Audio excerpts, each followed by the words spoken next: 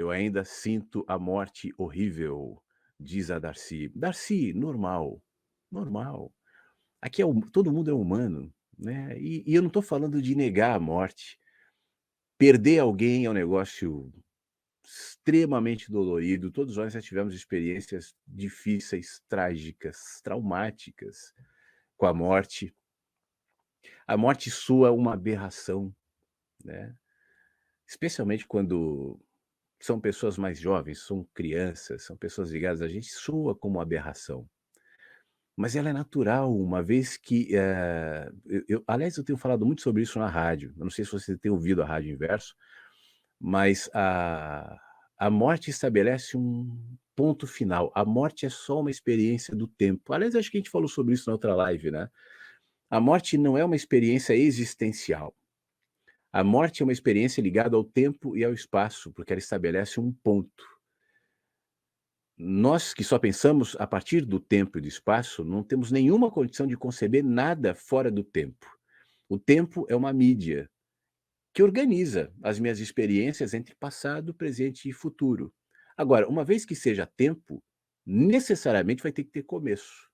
E uma vez que tenha começo, assim como cada um de nós teve o seu começo, necessariamente vai ter um fim e um ponto final, né? Senão vira cansaço. Essa é a diferença. Agora eu já nem lembro mais se eu falei sobre isso aqui ou se eu falei isso na rádio, ou se eu falei nos 2. Mas da eternidade e do para sempre. A eternidade é uma condição de ser. A eternidade não está ligada no tempo. A eternidade é. O infinito para sempre, aí é uma linearidade, uma continuidade do tempo. Por isso que a ideia do para sempre nos gera cansaço. Tem muita gente que fala: "Imagina morrer e viver para sempre". Dormir, acordar, dormir, acordar, dormir, acordar, dormir, acordar, dormir, acordar, dormir, acordar, dormir, acordar, sem fim. Isso gera cansaço. Cansaço, porque a nossa mente é programada pelo tempo.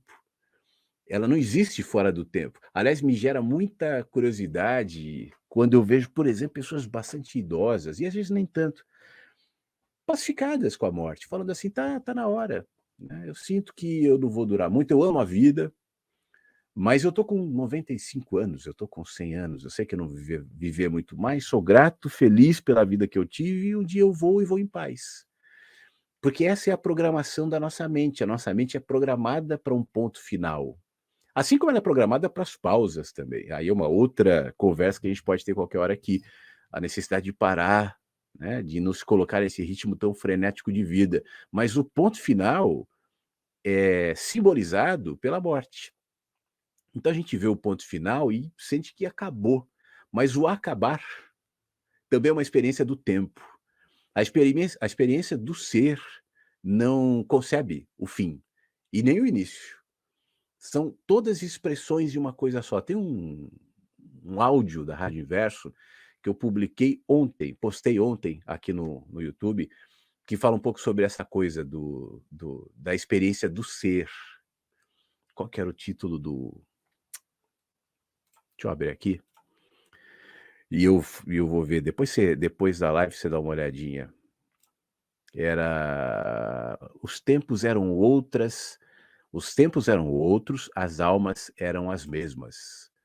Dá uma olhadinha nesse vídeo depois, que é um vídeo curto de 3 minutos, mas que eu tento resumir um pouquinho essa experiência do ser, que na gente acontece fragmentadamente a partir da consciência egóica do indivíduo, o que é necessário, o que não é uma ilusão, mas é só parte da verdade.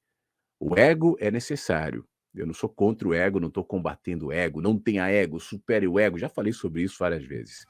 Mas o ego é só um fragmento, ele não é tudo, ele não é absoluto. O Flávio, a Darcy, você que está aí, também. Nós somos componentes de uma história maior. A gente é um fragmento da humanidade. Eu sou da humanidade, você também. Mas eu e você não somos a humanidade. Nós somos expressões da humanidade. O que é a humanidade? A gota não é o oceano. A partícula do ar também não é toda a atmosfera, mas todas compõem algo maior. São expressões, né, microexpressões de uma condição mais macro, que se projeta no ser. Então o ser está fora do tempo. Agora, nós nos relacionamos, nós criamos o contraste sobre o qual a gente enxerga, se reconhece, percebe, amadurece, tem as dores, as experiências, por alguma razão, né, nessa experiência limitada e linear temporal. Então, Darcy, para você se acalmar em relação à morte, é melhor você se acalmar em relação à vida. Enquanto a morte for um tema constante para você, o que é a morte? Para onde eu vou? O que vai acontecer? E quando eu morrer? E se eu morrer, e se eu morrer cedo ou não morrer cedo? E as pessoas que eu amo e morreram, onde elas estão? Elas estão me vendo? Não estão me vendo? Enquanto sua cabeça estiver nessa dimensão chamada morte, enxergada a partir da perspectiva fragmentada que é que você está hoje, isso vai ser gerador de angústia eternamente. Aí você vai procurar as religiões vão dar cada uma as suas explicações, que também não vão saciar, porque as explicações sempre partem do ponto fragmentado. Leia sobre a morte, mesmo relatos de EQM e tal, entenda mentalmente a morte e você pode se pacificar por um tempo. Mas essa paz daqui a pouco vai se projetar em outras questões, em outras angústias, em outros medos. E é natural que seja assim, uma vez entendido uma questão que é muito mais ampla, ligada à eternidade, a partir da perspectiva do fragmento. É como a gente ficar discutindo Deus aqui. Vamos discutir Deus? Aí você vai dizer: Deus é amor. Ninguém sabe o que é amor. Deus é justiça, como às vezes as pessoas me dizem no Deus de Spinoza: Deus é justiça. O que é justiça? Qual justiça? A justiça de hoje? A justiça de 1000 anos? De 10.000 anos atrás? Qual justiça? A justiça do Ocidente ou a justiça do Oriente? Do apedrejamento? Ou a justiça das cidades mais civilizadas? Qual justiça? Existe uma justiça que é a certa? Então, se a gente tenta analisar o ser, a morte, Deus, a vida, o amor, tudo que a gente vai ter são perspectivas fragmentadas, relacionadas a elas. E a gente sabe muito bem conviver com os olhares fragmentados, por exemplo, sobre Deus, né? Por isso que tem N, milhares de religiões no mundo, mas a morte é algo mais relevante na nossa concepção, porque um dia ela se apresentará a nós. E quando isso acontecer, uma vez eu li um negócio que falava sobre isso: o dia que você morrer, você não vai saber. Eu tive, vai fazer 1 ano agora, uma experiência que quase me levou, né, eu contei depois na rádio e tal, eu sei que eu perdi os sentidos sem me ligar. E se eu tivesse morrido nessa experiência, eu não teria nem sabido.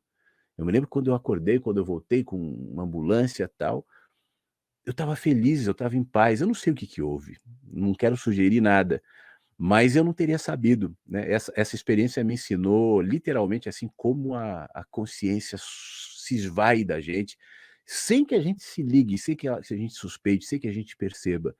E se eu tivesse morrido naquela noite, teria sido tranquilo, né, não adiantaria ter me angustiado a vida inteira. Então, o que você vive hoje é a experiência da vida. Pacifique-se com a vida, e o resto vai ser consequência. Isso, Darcy, é poder, tá?